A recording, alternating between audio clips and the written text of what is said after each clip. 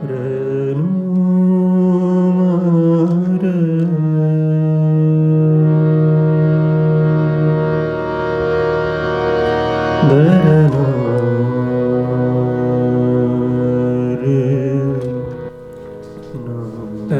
we begin, a little bit introduction of harmonium.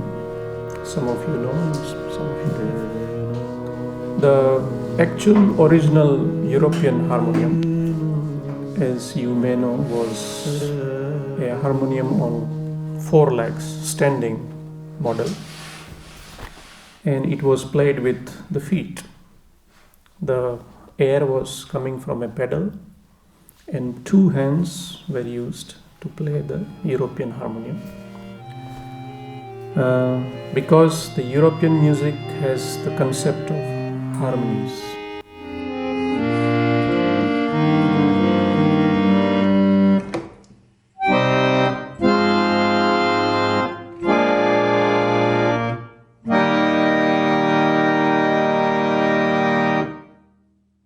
Somewhere around the early 19th century, that harmonium was brought to India by the British. But you know, in India, everything is done sitting on the floor. We play music sitting on the floor. We do yoga practice, meditation. We even eat sitting on the floor. So the people who were interested in this European harmonium thought that, well, this is a nice instrument, but we don't need to sit up. Second thing, because the Indian music is primarily melody-based music. So as you were listening, I was not just playing like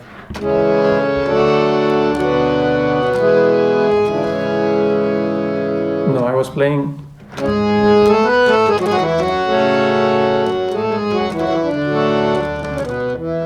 so melody combined with the chords. Now for that, 1 hand is enough. We don't need 2 hands.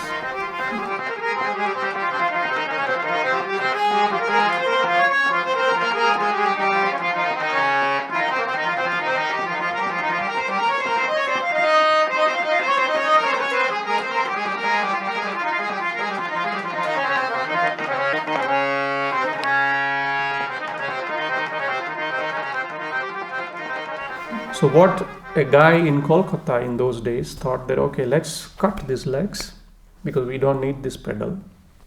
And that pedal as a bellow was brought here in the front.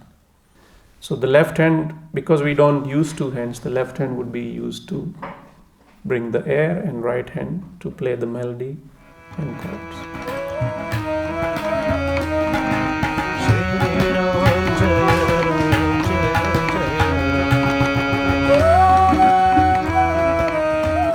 The Indian classical music is very, very rich, but very, very, it has, of course, it needs years of training to understand the intrinsic. So there is a certain element of bending and vibrato and things like that. For example, what I mean by bending is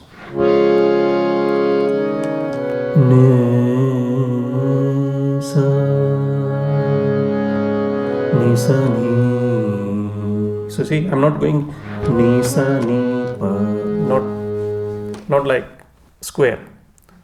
I'm going ni, so it becomes round. So to accompany, to create that same element in all the other instruments, the instrument which used to be accompanying the singing, the classical singing, was an instrument called sarangi.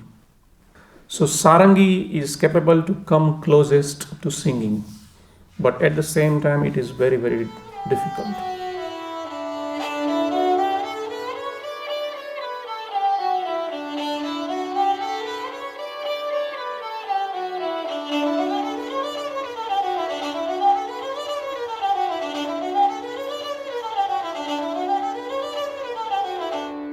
So when harmonium was invented, it slowly started replacing sarangi because this was much easier to play.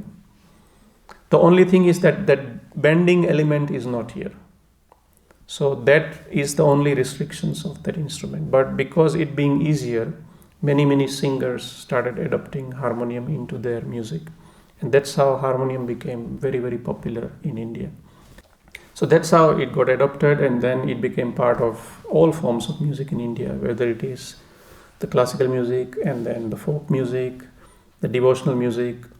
Then we have something called ghazals, which is like singing Urdu poetries. Then Sufi music, kirtans, mantras, devotional music. Even in Bollywood, in the films, they started adopting because it's very easy to compose and things like that. So it became very adapted. And in the meantime, it disappeared from Europe.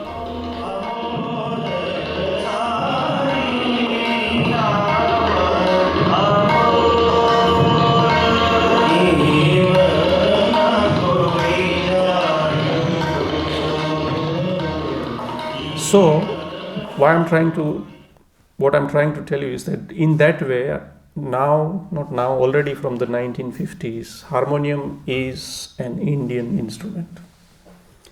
And that is why it is important that you learn it the Indian way. There is no two ways in this. There is no like, okay, either I learn European way or this. No, there's only one way.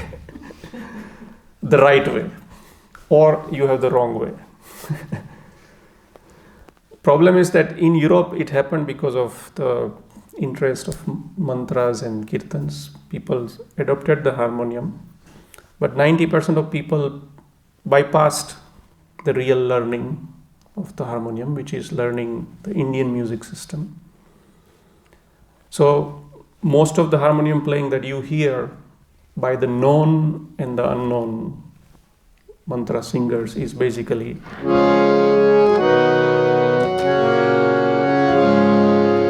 so this is very European style. Nothing wrong with it. It is European style, but then it should be played with the European music. That's, let's say, the church music.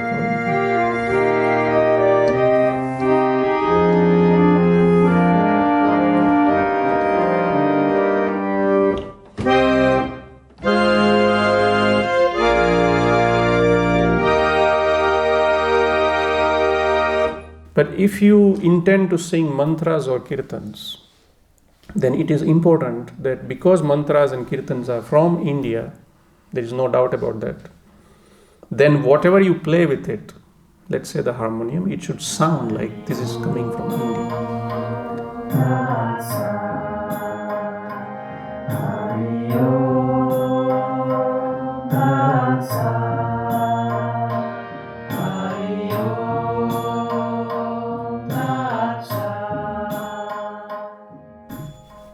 Naturally, if there is Appenzeller music,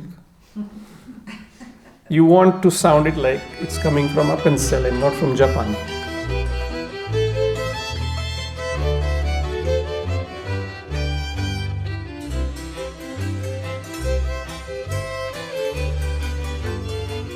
We need to understand some fundamentals of Indian music, some basic principles of Indian music, and then we will move on to understanding how it can, once you understand the fundamentals, it can be used in any form of music. It can be used in the classical music, meaning Indian classical music, or folk music, or the devotional music, as most of you are interested in the kirtan and mantra.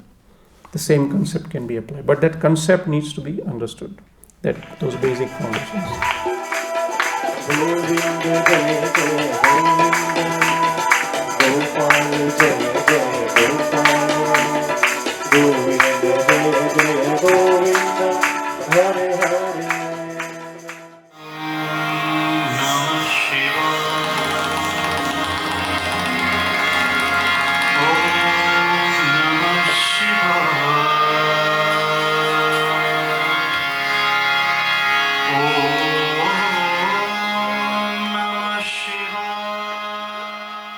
So it's a slow and steady process. See, she's laughing.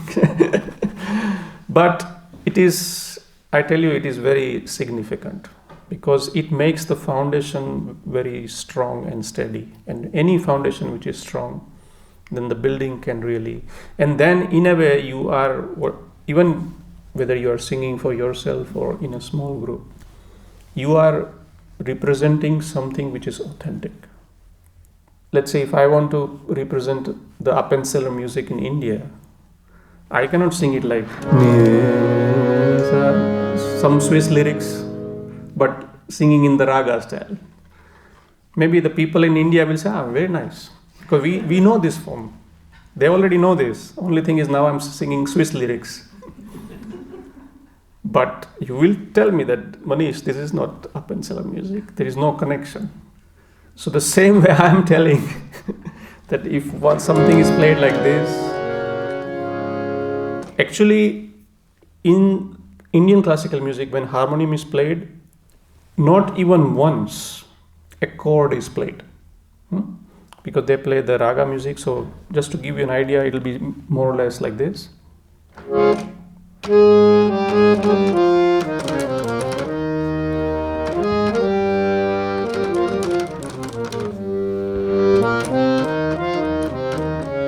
You see, I didn't play any chord anywhere. It's all melody based. But in the other forms of music, they incorporated chords also. So if I the same thing if I play,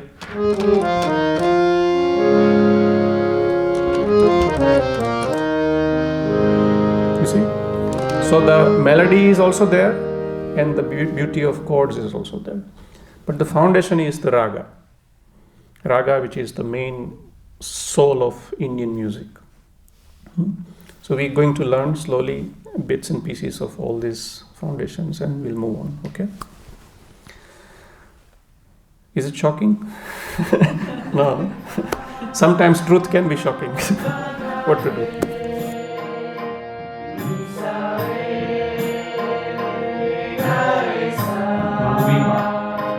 Go on.